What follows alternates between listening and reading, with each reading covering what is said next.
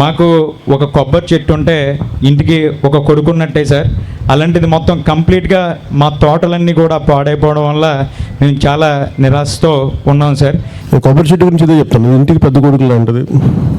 అంటే కొడుకు ఎంత సంపాదిస్తాడో తెలియదు, కానీ కొబ్బరి చెట్టుని కరెక్ట్గా కాపాడకుండా అది మీరు అన్నట్టు ఇది 100 సంవత్సరాలు 40 సంవత్సరాలు 100 సంవత్సరాలు బతికే చెట్లు ఇవన్నీ ఉన్నాయి.